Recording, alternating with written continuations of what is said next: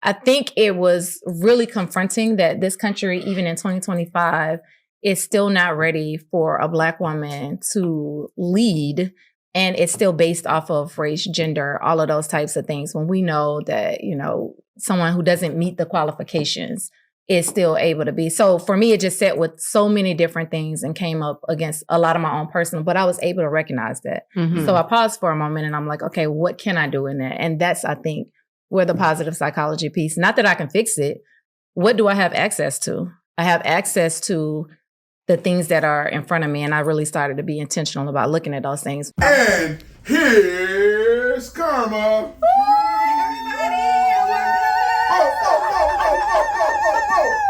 Yes. Comrades, welcome to Not All Hood. You're about to hear a pre-recorded episode with our friend Malcolm Jamal Warner. Malcolm and I sat down with not just a psychologist, but positive psychologist and executive leadership coach, Karma Hill. We had a frank talk about how to redefine who you are and want to be by just focusing on the good instead of the bad and what needs to be fixed. How to create boundaries, balance, and belonging in this world. She led us and will lead you to those resetting practices you can start today. Enjoy the conversation. There are, clinical, traditional, there are different types of psychologists. My specialty is positive psychology. And really the difference is positive psychologists take a look at human flourishing. Typically in your traditional psychology, it's diagnosing, it's thinking about all the things that may be wrong, right? Okay. Right. But it takes the look at, in addition to the fact that there are some real diagnoses of things that may be wrong, there are other people that are actually flourishing in the midst of hardship, because none of us are escaping that, right? So it's the study of human flourishing. So how do we still thrive and live our best lives and overcome challenges, even though there are real things that are happening in the world? So it takes a look specifically down that lane, not to negate that, there's depression, there's anxiety, there's, schizophrenia, there are other diagnosable illnesses and things, but that's not all of us. And there's more to be looked at as well. So it's scientifically rooted in human flourishing. Wow. So is there therapy?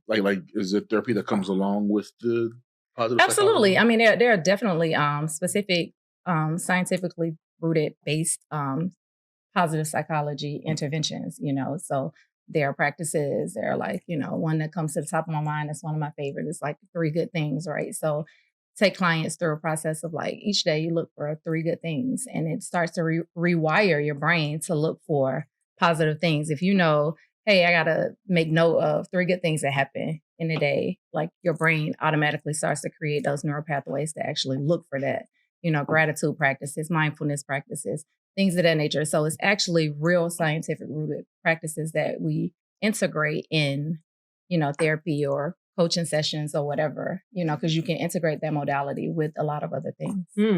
So that takes me to... Where are we going?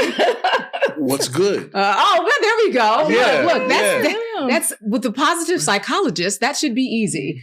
Okay, we're going to go with you first. Oh, we're going to go with me? What's good? Oh, my goodness. What's good? What's good is that I am on a very long break that happens to me each year from when I stop teaching till September. Mm-hmm. And when that happens, I'm able to do a lot of creative projects that I choose, period.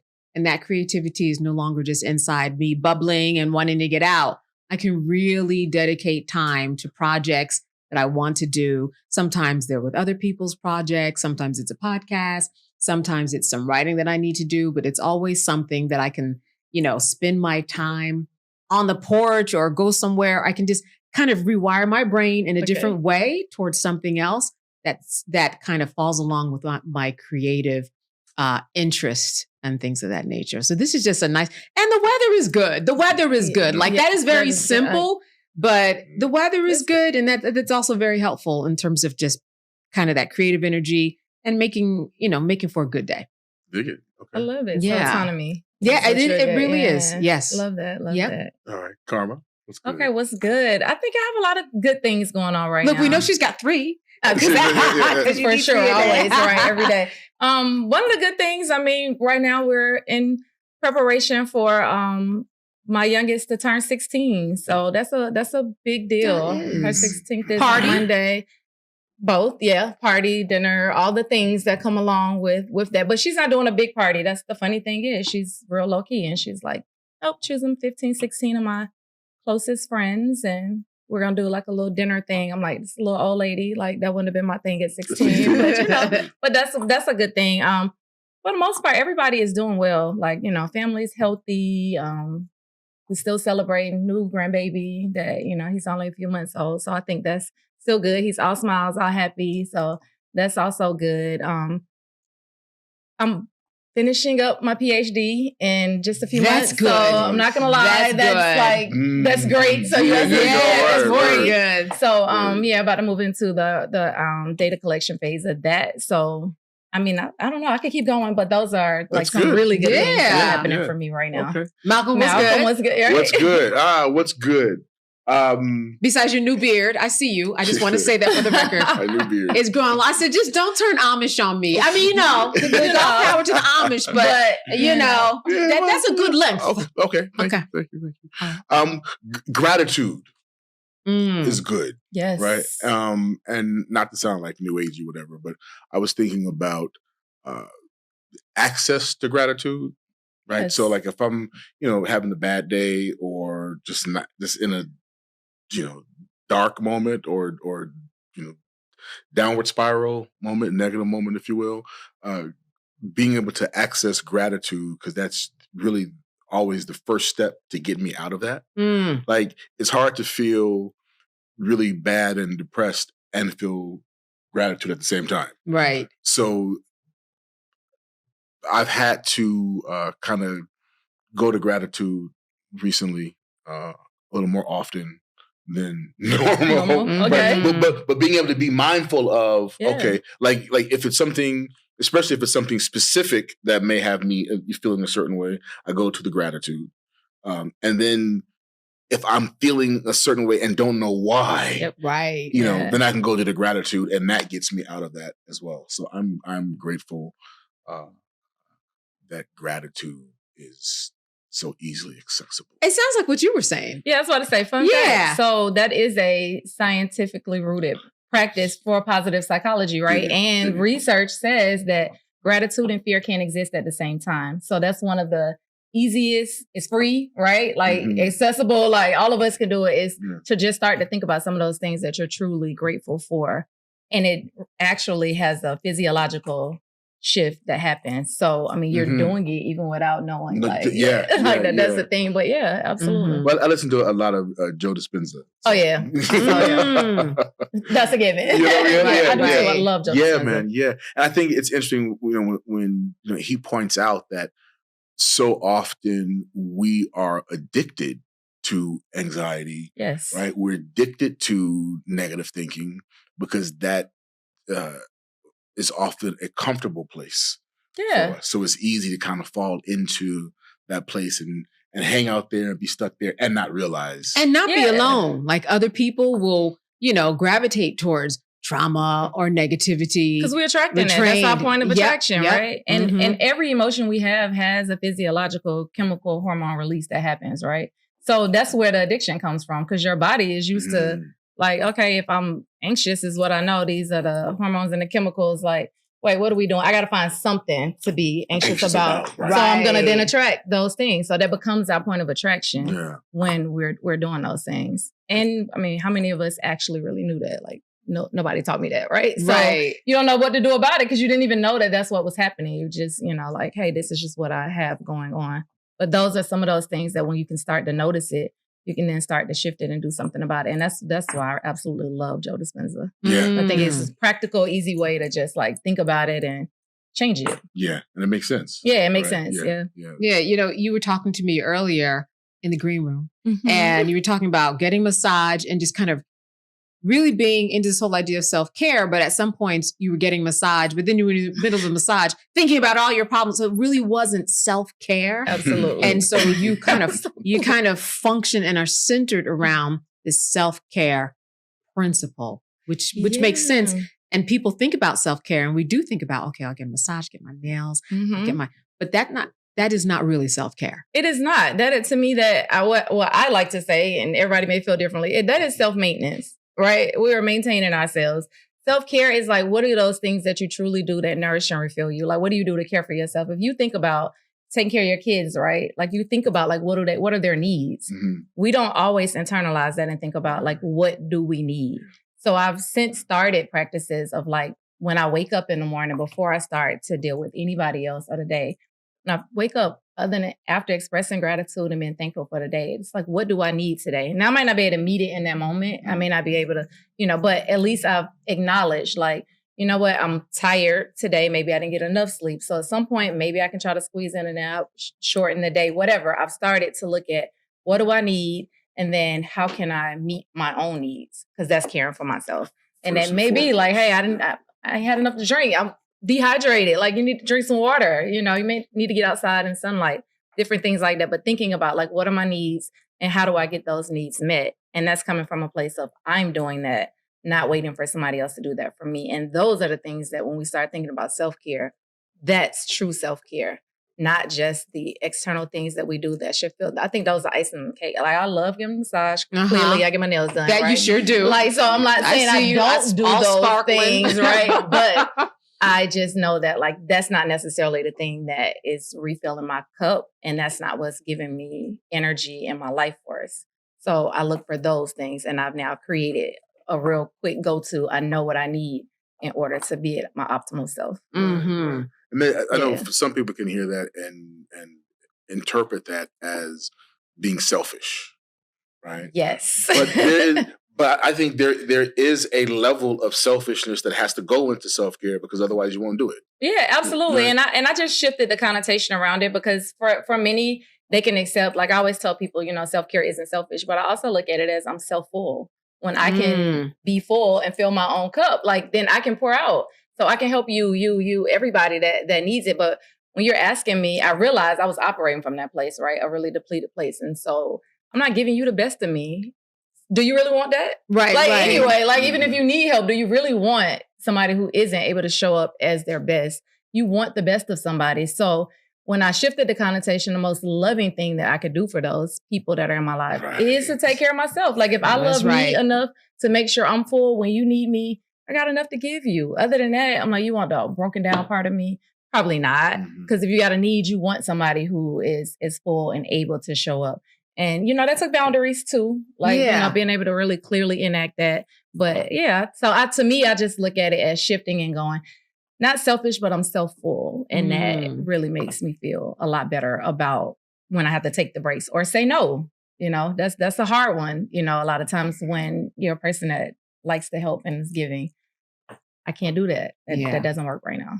And I know that boundaries, people don't know them unless you literally, verbally tell them. Because if you've been operating in a space where everybody knows, okay, I can call Malcolm, I can call Karma, and then you get in this cycle, when you do ultimately say, okay, self-care is going to be number one, and I'm going to take care of myself, you have to tell other people that you've changed.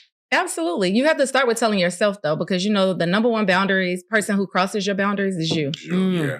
So I found that in doing a lot of boundary work with myself and then with clients, it'll be like, okay, you'll end up saying, I could just do it this one time. Like, okay. So you have to first be clear really within yourself, like what the boundary is. And I think for a long time, I didn't have boundaries because I operated at looking at boundaries from a sense of pushing people away and keeping them out. But what I realized is setting clear, defined boundaries actually told people what was safe for us. So it's the meeting point of love for myself and for others. So it's where we meet. And that lets you know this is a safe place to operate. I like that. Say that again. So it's boundaries are not, because people do think boundaries. You do, like and I did fence, too. I did too. Right? That you is have actually a fence what I and you're keeping somebody out. But you're saying boundaries. It's a road. It's a path that allows you to go, okay, here is where it's safe for us to meet. So it's the extension of me loving me. And it's the meeting point of me loving you. So we can coexist here in a healthy, happy space where there's no resentment. Because a lot of times, I think we've all done it where you say, you ask for something, you get somebody like, okay, but they're resentful, right? And vice versa, and you're doing the same thing. And it doesn't feel good. Right. So you don't really want to do it. You don't really want to do it, It comes from whether it's obligation, whatever it comes from, nice. right? Exactly. Yeah. Big thing. So now it's like, okay, I get to actually know, and then I can communicate that. And I can communicate it in a way that is healthy. Now, that I mean, other person always receives it, but I feel good about it. And so we teach people how to treat us. That's true. And that's the biggest thing. We teach people how to treat us. Comrades, if you're enjoying this episode, join the conversation and make sure to like, subscribe, and comment below. Nah. And that makes so much sense when just the way you visualize boundaries, like this being a safe space. Because if we meet outside of the space, it's not necessarily a safe or productive space or a healthy space, because I'm going to be feeling these things, how I've compromised myself, my time, and compromise this experience because I'm doing something I don't necessarily want to do right now. Yep. Yeah. Now, you had a heart attack.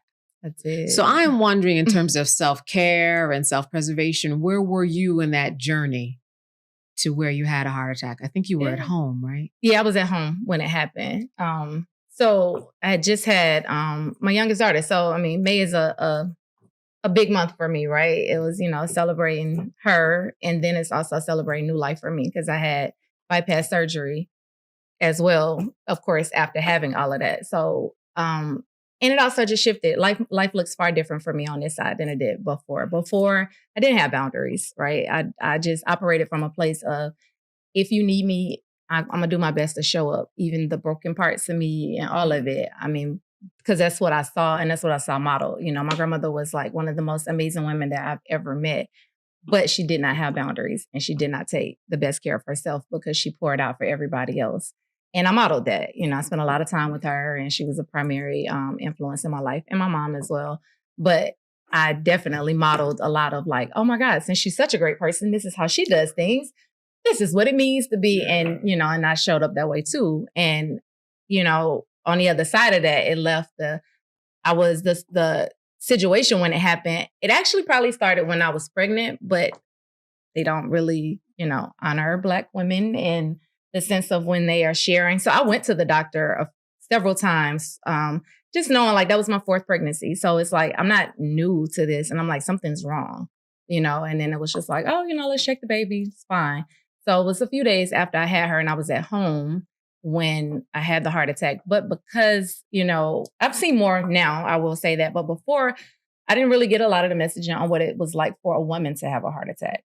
And it's different from a man. The symptoms are different. And so when it happened, I had like this intense burning sensation in the middle of my chest, and I had been having a lot of back pain. But now, mind you, just had a baby. So of course, like some of that is like, okay, is this heartburn? Is it just, But I immediately, went through the checklist of what they tell you. And I'm like, so there's no pain on the left side. There's no numbness in my left.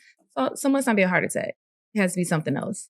So I brushed it off because I'm thinking, I got 3 other kids in here, new baby, husband. Who were you to be at a hospital to take care of yourself? Got time for that. Right. I got to feed this baby. Literally, who has time for that? And that's literally how I thought. So it wasn't until a few days later, I was at the hospital with her because they had admitted her into the NICU, that I had one of her nurses came in and she recognized it because she used to be a cardiac nurse. So talk about an angel, right? Yeah.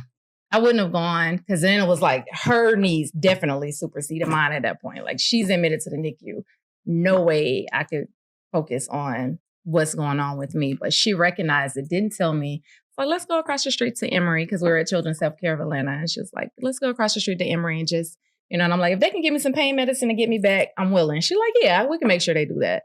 And that fast forward turned into like, 3-4 weeks in the hospital, bypass surgery. Initially, they told me I wasn't going to make it because part of my heart had already stopped beating because of the heart attack and not going to the hospital. So there was no blood flow. The artery had dissected. And then it was like, grappling with that, like the realization of like, call the family down, you're not going to be here. And what that means for like 4 dependent children, one of which is a baby who you have no memory of me, right? You're only days old.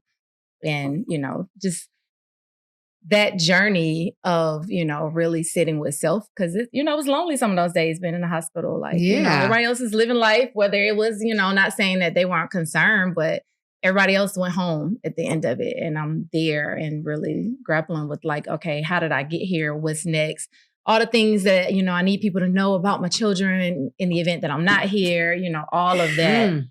And then, so that's another thing why I celebrate life. So my life looks far different, when I think about like those small, minute details that, of life that I, by doctor's accounts, wouldn't be here to experience. I am, and I'm able to see that and I'm able to show up that way. But it allowed me to be in my true calling and purpose. And I'm able to let go a little bit of the busyness of like what others wanted for me or what they saw my path to be. Because literally I was studying for LSATs. Like I was going to be a lawyer. Like that was my plan.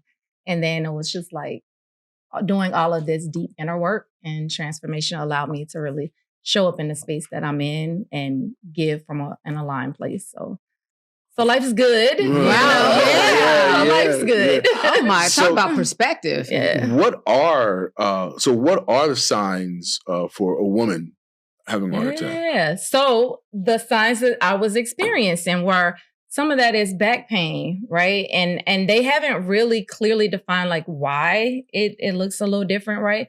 But it is the more centered, it's back pains, it's neck pains that, and maybe it's just the way in which it radiates out. So those are things that aren't to be discarded. Sometimes it is a swelling because I had full body swelling, but then I was pregnant. Right. So then it was masked. like, exactly. But then I was like, typically it's like your extremities, like your lower extremities that are swelling when that happens, not your whole body. And that's what made me go to the doctor and they like, oh yeah, you're good. But that was because the blood is not circulating and flowing properly. But so those are some of those things to really pay attention to, but we'll discard it and be like, oh, back been hurting. And then it's like, yeah, but you got a real serious issue that you're not taking care of. And mind you, but I was not overweight. I did not eat bad, any of that. So a lot of times people think like, oh, it has to look a certain way. Mm-hmm. I was smaller than I am now, right? Mm-hmm. So, I mean, literally I exercised and worked out up until like maybe a couple of weeks before I had her. Like I still was, walking a couple of miles. Like I was active, always had a great diet. So, but I wasn't living from a balanced place, right? Truly. I took on everybody else's stuff and I was not prioritizing myself. I made sure everybody else's needs got met before I even began to think about myself.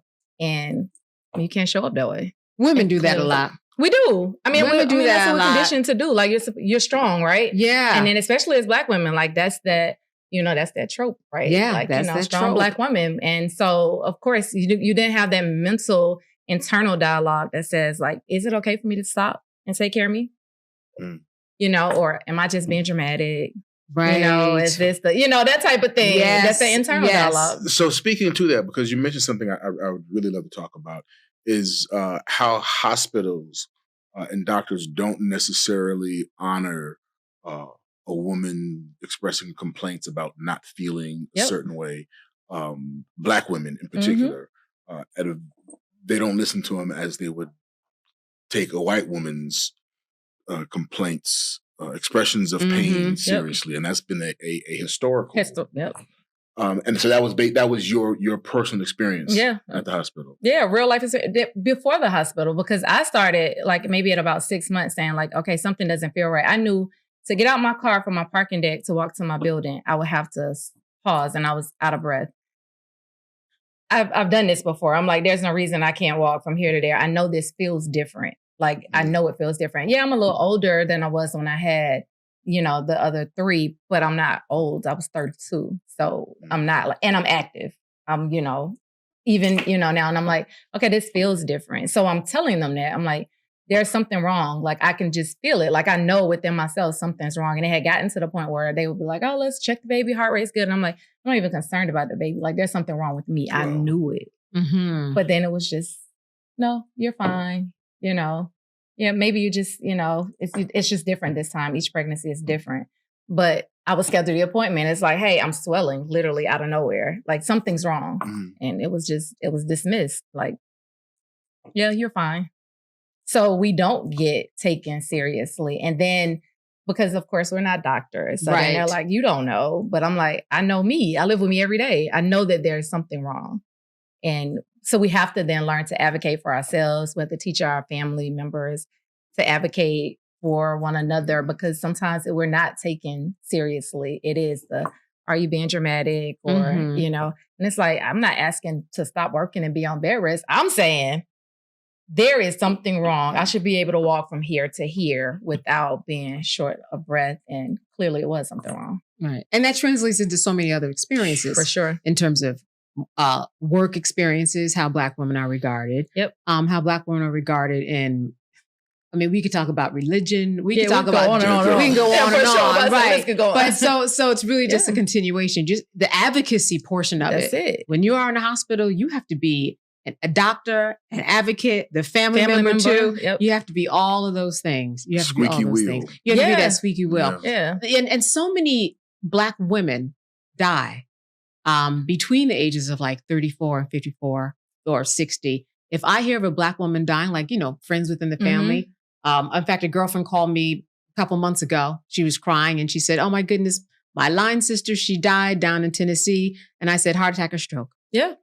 It's normally one of those two. One of the two. Yeah, at this age. It's a leading cause that's right. of death. And it's like, I mean, in 2025, yeah. But it still is. And it is, you know, of course, you know, we have to then be active and proactive, I would say, in our own lifestyles and that type of thing. But we also, I mean, within medical communities, within, you know, what are the support and the resources that we have access to? Because all of those things matter. And there's education and pieces that we just don't know. Like if I had known that information, day one, I would have went to the hospital. I wouldn't have thought about like all of it, but I didn't know, you know, and that's not things that, you know, that are shared readily. So I'm always like trying to be a voice of advocacy in any space I'm in, whether it's 1, 10, 20, 100.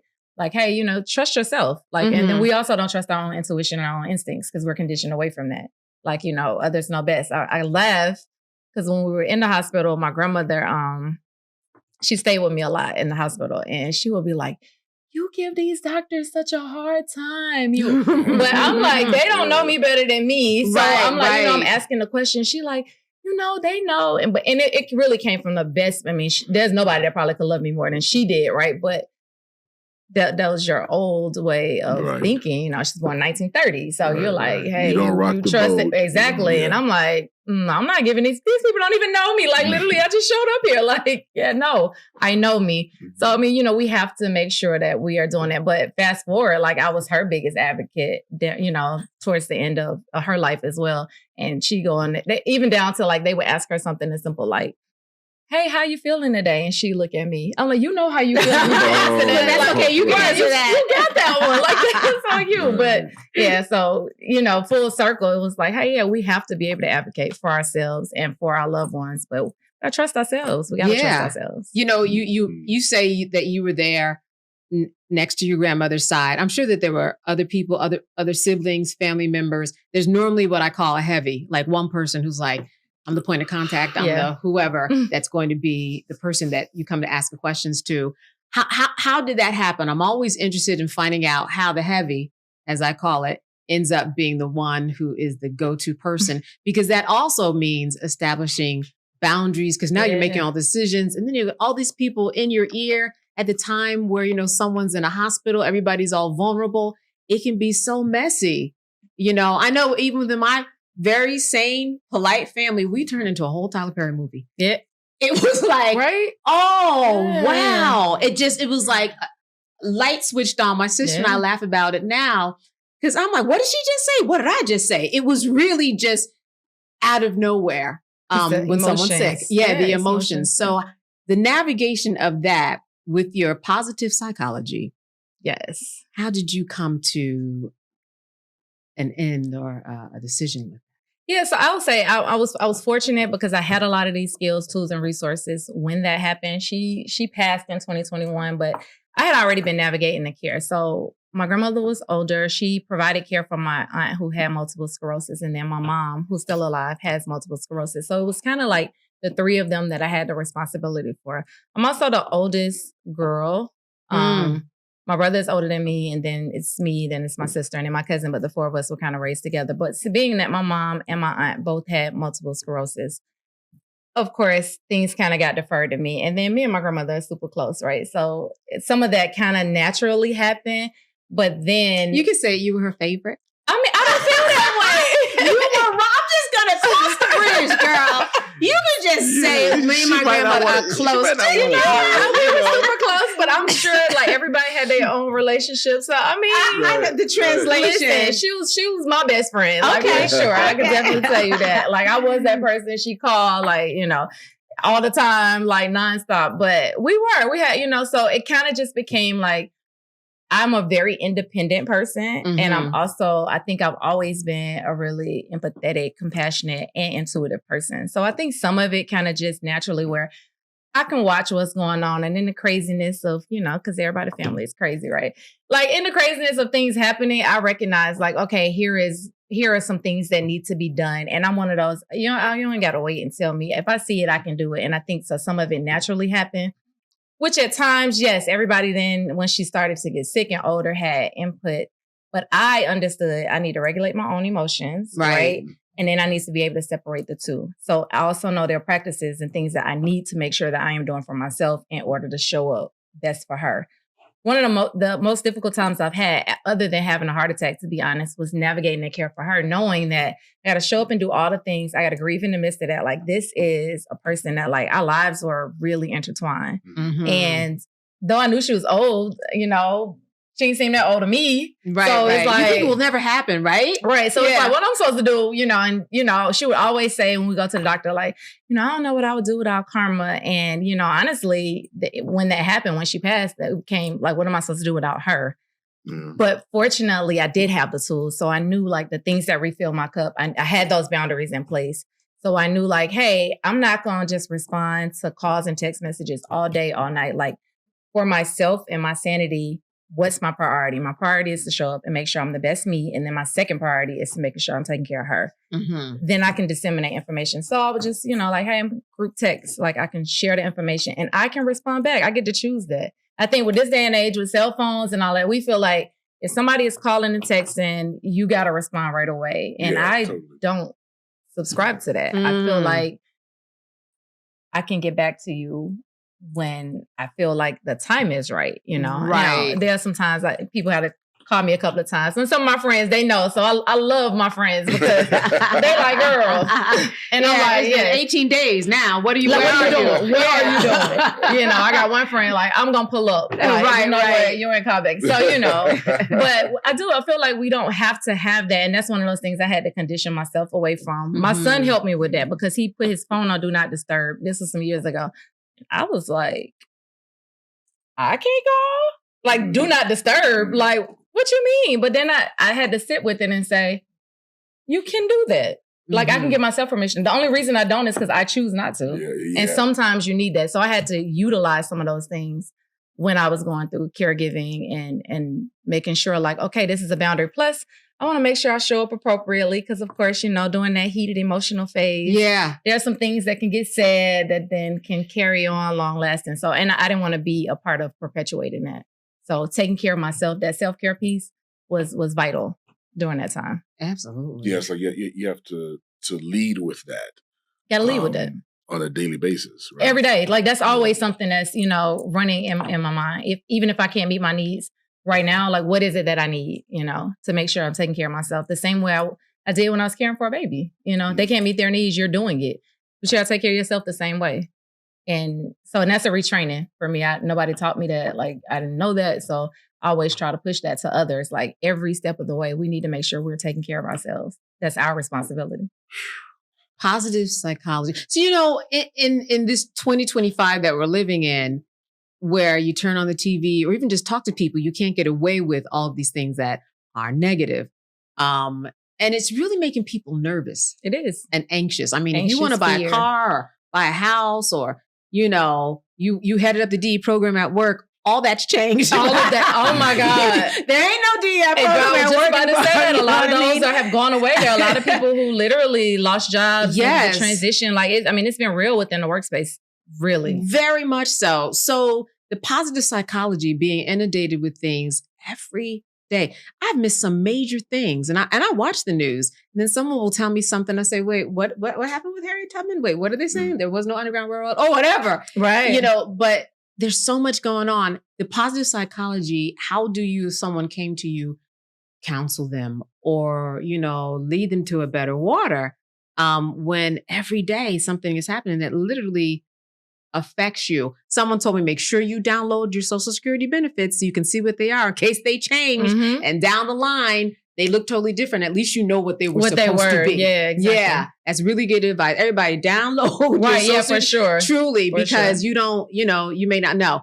But with that in mind, what is the potion to fix that? So, I mean, honestly, I don't know that there is a fix, right? I think we're always building resilience and capacity. And that's truly how I try to operate. I mean, we can't get around that some negative things are happening. I think I accepted that, election day, honestly, when it was like, all right, like this is where we're headed. And I started to look at it from a place of like, adaptive resilience. How are we building our resilience? So what is it that you need to do for you? I understood for those maybe like that first 2 weeks. Not that I didn't know that it was a strong possibility that the election could go in that direction.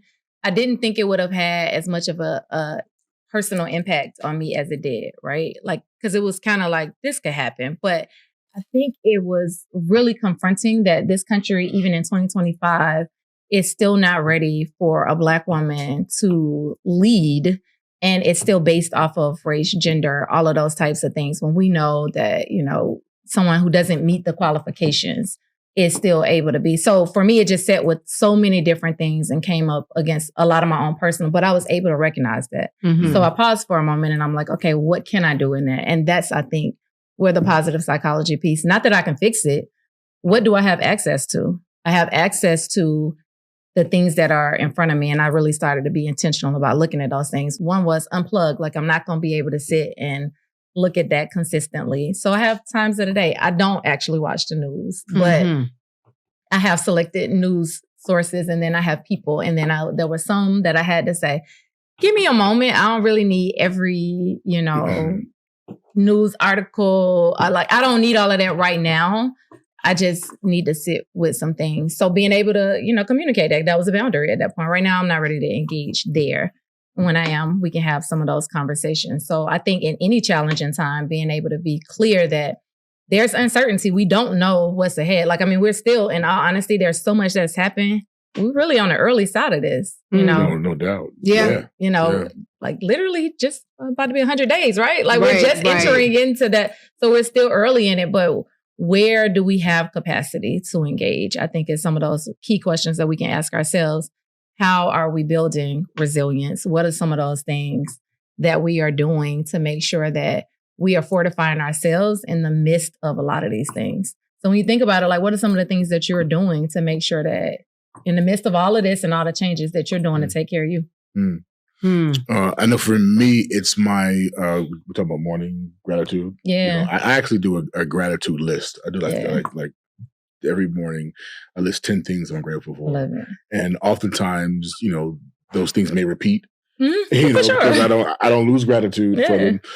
And I notice when I fall out of that, like again, wake up in the morning and I'm rushing for something. I'll go, okay, well, I can skip that today. And then that started, then that one day becomes 2 days. Yep. So I definitely can catch myself in those cycles. And I know the difference. I can experience a difference in those days when I don't start my day with that versus when I do. Okay. And I've also had to be mindful of taking breaks, like in the middle of the day. Yep. Like sometimes it's like, you know what, let me set my timer. I'm going to go up to this meditation room, close the door, and just, be out for 10, 20 minutes, sometimes 30 minutes, depending on how much I need it. Yeah. And there are days where I actually need it more often than other days. But then some days, the days just go by and I'm like, I'm feeling a certain level of stress, right? Because I didn't take that time to take a break.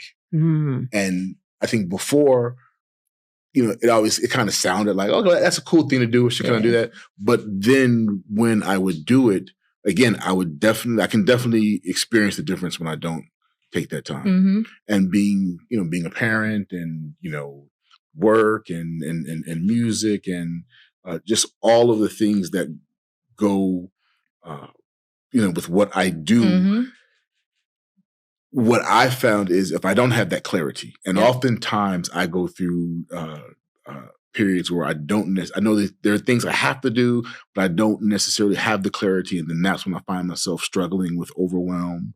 And oftentimes have to just like, let me stop. Let me just be still. And then even that's challenging too, because you want to stop and be still. But then you start thinking about all these things that I have to do or I didn't do or I forgot to make that phone call. And forcing yourself to just be still and let all those thoughts happen. And so I guess it's a meditation in a way. Yeah, it is. Right. But those aren't necessarily times where I sit down and say, okay, I'm going to meditate. It's just sitting still. And sometimes if you're meditating and if you have a mantra while you're meditating, it's a little easier. But sometimes just being still is really challenging. Yeah. It is. You know? It is. We have, what is it? What did they say? 60 to 70,000 thoughts a day. Like, I mean, oh yeah. So to be still, it's like, wait, then I got to listen to all of it. That's not even counting everybody else's thoughts. Like, that's just our own, right? Yeah. So for sure. But the stillness and I mean, meditation is the real definition of meditation. It's just a return to self, right? So even in that stillness is you just stopping. It's in all of those thoughts, like, where's this voice? Where's my voice? Right. Or return back to self. Yeah. So no, that's powerful though. The self-permission that you can even sit with that and go, give yourself the breaks. Cause that's where I'm at. Micro habits. Like, where are those micro habits we can build throughout the day? Cause most of us are busy. Most people don't have an hour to say, I mean, be fortunate, you're great, you know? Right. Some days I have had that. And a lot of days I'm like, I'm gonna need to catch these 5 minutes in the car when I pull up and, just really be able to sit and clear. So I think, giving yourself the permission is that's amazing. Mm-hmm. Every once in a while, I will make an announcement at the house. I'm so glad Saturday's free because I have nothing to do. Meaning I'm not going to do anything. This kind of just in terms of expectations, You said that to your husband or say that to yourself? Yeah. No, I say it to my husband. So that he knows. And that means, so don't plan anything too. Right. Like I really just want to sit and decide my day as it goes along. And it probably won't be filled with a lot. Yeah. A lot of movies, a lot of sitting, maybe somebody I had to catch up on, but letting people know what's going on. I also think one of the other things that I've done just in terms of, dealing with this political atmosphere is, this past weekend went down to Cape May, New Jersey with about 10 girlfriends who were from high school. We go somewhere every year.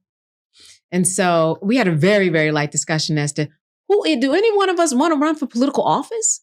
Right? Like we need some more of them. Yeah, it's like if I'm really going to make an investment and think about a change, like you said, it's difficult every day to think, what can I do right now? I can't do anything for that person that was just picked up improperly by ICE. Right now, sitting down at home, but can I think about someone who I might want to put my support behind?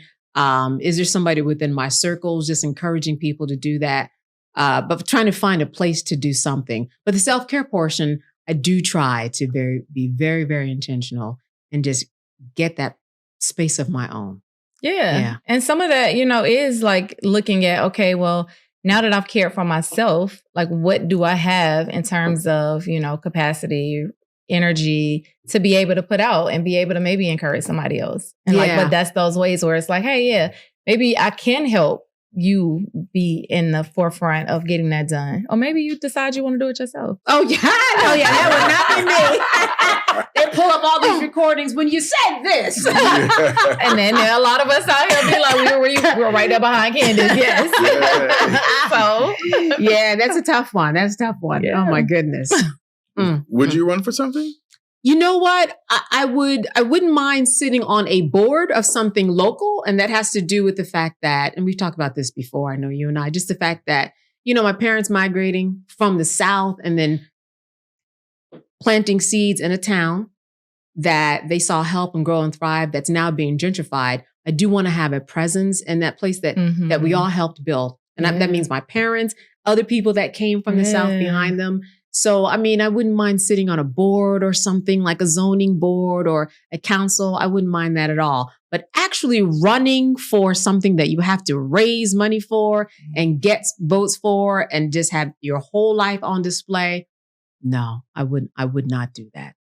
I wouldn't do that. Becomes a different game. Yeah. What about you? You get some votes. Yeah. You get some automatic votes, Malcolm. Yeah. I think the nature of politics, I think there's only but so far that I would be able to go. Like, I think we talked about this when we had Keisha Lance Bottoms. Yeah. On, right? I firmly believe that there are people who get into politics with the best of intentions, but because the game is the game. I'm like politics is you do this for me, I do this for you. Yeah, I mean, that's the nature of it. And I think with and I don't mean to say that there are not politicians who don't have integrity, right? But I think it's for politicians who have integrity, the politics game is a place where your integrity can really take a beating, and your soul can really take a beating. And I'm certain that my soul and my integrity cannot withstand that kind of beating. Yeah, I got you. What karma that leaves you? Yeah, you know. So as you get a PhD. Exactly. You're the one in between the two of you. I'm like, I don't know about the whole life being on display. I'm asked that, a lot. Like, would you? And I believe in a lot of the things, but kind of, I'm like, it's the nature of the game, and it becomes I don't know. So I'm not going to say absolute no, but I'm going to say not now or not right now. Sure. Okay. That's a not right now for me, for sure. Not on my radar. I can help from afar on the outside. I can counsel. I can guide. Right. Give some, I can do that part of it. Yeah. But a lot of things that you're talking about, pouring out into other people, creating boundaries.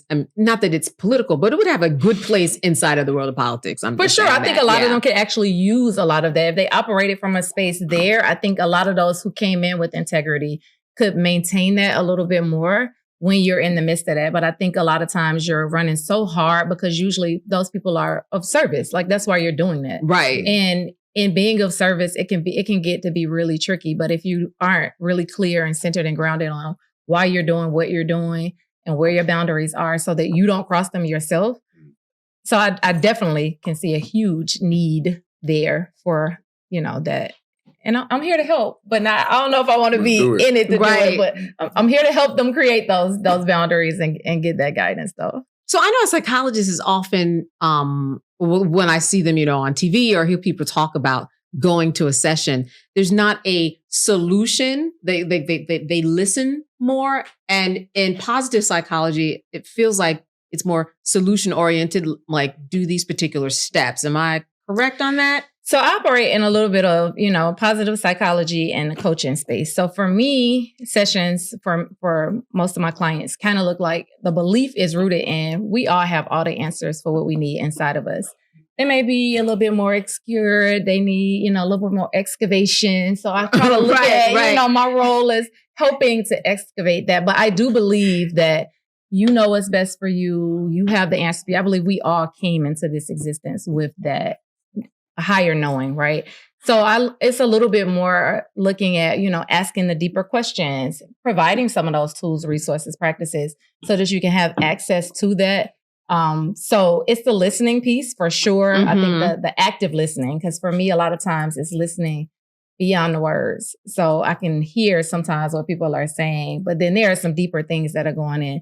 And then being able to ask those questions that maybe other people in their lives would not, and which elicit a different response, right? Because the deeper you go, you have access to more. So it's a little bit of both, it's the training in that. And then knowing that, okay, you are talking about this, maybe you have that. Here are some tools and resources that may help with that so that you can actually get to where you want to go. Because ultimately, I want to see people reach their goals. Like, that's where I'm going with this. Like, so solution focused in a sense, because I'm like, okay, and starting from where we are now, so there's no right or wrong. Like, everything we did, we got here because we had the tools that we had. So we're doing the best that we can do in this moment, all of us.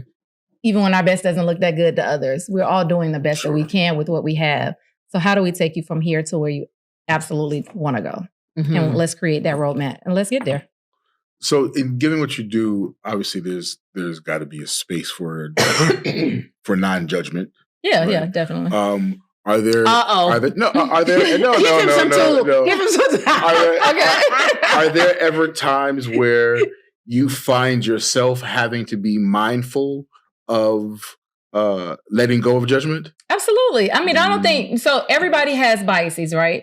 I think the key piece to it is checking in on that. Like, I don't ever want that to impact my client. So if there is something for myself that judgment pops in, I'm pretty quick to go, let me acknowledge that for myself and let me do a little bit of work. Like, where is that coming from? Right. Because at the end of the day, if my true belief, as I said, was everybody's doing the best that they can do with what they have, why you not giving them that grace? You know? So then I do the work to check in and say like, okay, well, where is that coming from? You know, and some of that is old programming, is belief systems. Like, we all have it. Oh, you are across so the right. board. So then I do the work to try to unpack that.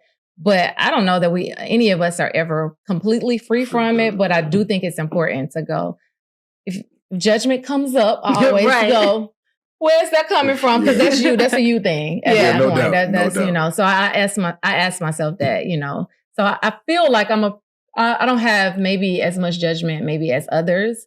But I've also seen a lot. I've experienced a lot. And I see people from all walks of life. I bet. A lot of different things just in my personal life and professional life. So I can see the light in a lot of people. I grew up in subsidized housing. So I've seen a lot of people do a lot of things. And though it's the duality that though they may have been doing some things that were not considered right, or maybe, of light, right, so to speak. I could see that there was good and there was potential and there was light in them. And I've always been able to operate in that space. So it from a child, it let me know that there's no all bad. Like, people make choices and decisions. And then I get to check in and say, like, are you judging that because that's something that you wouldn't do? And then that's cool because that's not your life. Right. So, and I'm always clear there, like, what's somebody else's path may not be yours. Right. And that's not your role, is to judge anybody. Like, check in with yourself and deal with you. Yeah. So I'm quick to tell myself that. It's like, I imagine if someone came to you, I'm in a polyamorous relationship and I'm feeling lonely. That's a lot. Like, whoa, you know what I mean? Like, that is like, tell me a little bit about what that looks like for you. That's not my thing. But I am like, okay, my role here is not for this to be right for me. Right. I get curious. That literally, for me, when judgment comes up, I get really curious. And that's a strength for me, because I was that kid that they were like, Carmen, start asking so many questions. Like, so, I use it. I'm like, okay, tell me a little bit more about that. Like, loneliness, and you have, like, I'm going to ask more questions. Yeah. Literally. Yeah, I guess the more informed we are, the less we are fearful. Yeah, then I can at least maybe try to understand your way of thinking. It won't be mine. I can be really clear and go like, I probably won't do that. But I'm curiosity. Like, tell me about that. And let me help you create the best solution for you. Because ultimately, this is your life, your experience. You and the others. Exactly. You and the others. This is your experience. Right. So how do we make the best experience for you guys? Yes. My favorite quote from writer Pearl Cleage is, replace judgment with curiosity. Yes. Absolutely. That's right in there. Yeah. And that's truly, literally, that's what I do. If I'm something, I'm like, let me ask more questions about that, because usually it's coming from some pieces that you don't understand. And understanding doesn't mean that you have to then buy into it or feel like you're going to do it. It's just, now I understand your perspective, your way of thinking, your walk of life, because all of that led us to where we are, where we came from, what we're doing. I come from actually informs a lot of life. So if I understand a little bit more about your come from, I can understand a little bit about why maybe you're doing what you're doing. And it doesn't mean that it's right for me. Right. And both can be true. Like, we don't have to do the same thing. Like, we can be in relationship with others and not all be doing the same thing. What's right for you is right for you. And I can respect that. And what's right for me is what's right for me. And I think a lot of times when we get into, religion, politics, like all of the different things, lifestyles, the way people live, I think that's what we bump up against, because if it's right for me, it needs to be right for you. And it's like, nope, it's right for you. What's right for you? Let's keep that over there. And I can respect over there, and I can respect it, but like, we can do our own thing. Hey, comrades, if you are enjoying the episode, join the conversation. Like, subscribe, leave a comment below. Don't get yourself blocked. Keep it clean. I bet you win all the arguments. I mean, I can imagine with your reasoning that's just very, very helpful to make sure that everything comes back to being centered in a happy space. So yeah, no. What that would be ideal, right? A lot of times people feel like, because I'm a perspective, like if you are having a difference, I'm like, well, let me try to figure out where Candace is coming from. Oh, okay. Let me see what Malcolm.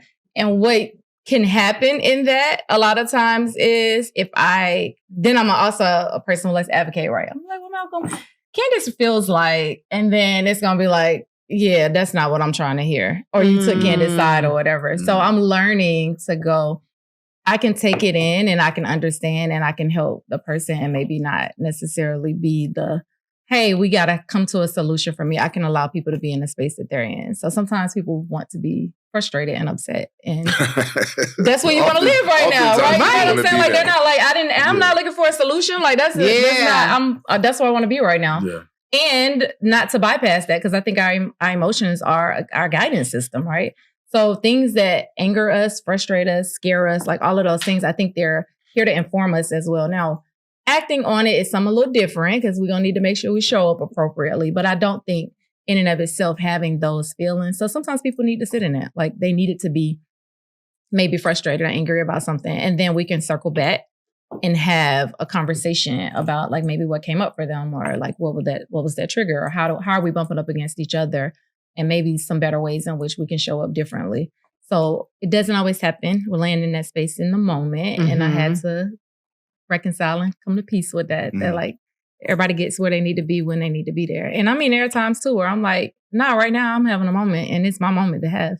And I'm gonna do my work and I'm a chuckle about this. Right, but right now, this my moment. I'm having it. And that's, and then I can circle back around too and go, I can do this a little bit better. But I usually try to say I'm having a moment, like leave me be. Like, let me be. You're a journaler. Absolutely. I'm scared of those journals. After I leave this earth, I mean, I do not journal. And I would not want journals to be found from the 7th grade and how I was feeling by somebody else. But remember that, like, you expressing those things that you can then, there's sacred practices that you can do where you burn some of those things, right? True. Like, there's a real strong practice that I have a lot of clients do, and I've done it myself.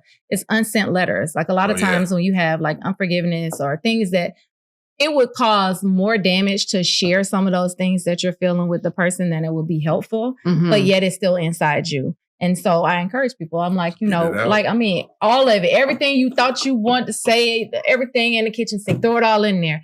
And then on the other side of that, you've gotten that out of you. There's a practice where you can actually honor your feelings and your emotions, and you can burn and release that and let go of whatever that thing was. So it's, it's a forgiveness practice as well. Yeah, it is. It absolutely is. I will put my windows up in the car and I will have a conversation. Right, yeah. I'm sure my neighbors are like, ooh, she must be on the phone. She That's gotta what I be, think. Yeah, but I will have a full conversation just to get it out. Yeah.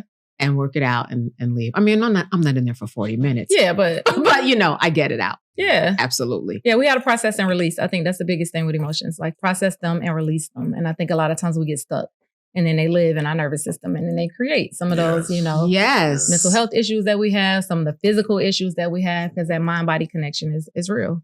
And once again, we go back to being addicted to those hormones and those chemicals that, our body produces to say, this is where you're supposed to be. Yeah. And, if you're not actually intentional, mindful, and catching it, like you don't know any different. Like you just know like this, how many times you hear people like, this is just how I am. Yeah. And I go, doesn't mean you have to continue to be that way. Like, I mean, I hear you, but you don't have to stay there. Like this, it's a choice.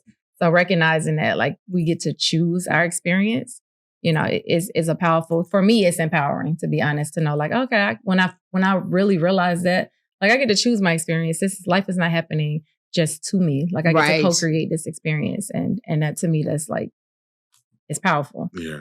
Yeah.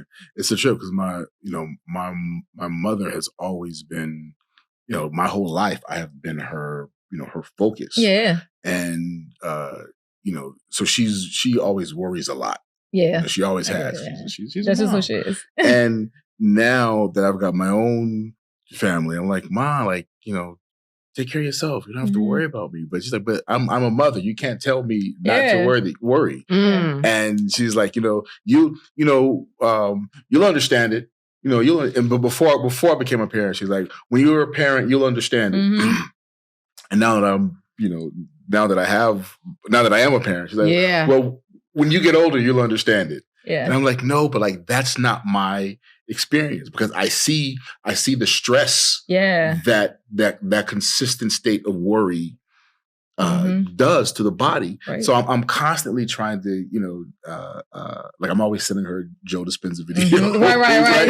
And I'm really trying to get her out of the space of being in a constant state of worry. So I'm like, Mom, I don't want this for you. Like, I'm gonna be okay. I've got a partner. Yep. Like, I'm not just going through this by myself. Right. Yep. Like we are going to be good. My response, the man you've raised me to be. Yeah. Right. Like I'm going to take care of my family. We are going to be good. Yeah. Whatever your worst fear is, it will be handled. Yes. Like, release it. And it's hard for her to release it. Yeah. And I mean, part of her conditioning probably was that's what you do. The generations before, like, it's like that's what it is. Like, in order for us to survive, I need to be hyper vigilant to make sure that things are good. Like, that's what she knows how to do. Yeah. So, and that's sometimes hard for us, to watch those that we love and understand. But the best thing you can do is by modeling it, though. So we think like, it's our parents, our grandparents, like that they are the teachers, but it goes both ways. Teachers to students, students teacher. Mm-hmm. So by modeling that, hey, like this is what it looks like to have this experience, it shows them as well. As much as you may think, like she's that focused on you, she's watching, she sees it. Mm-hmm. Yeah.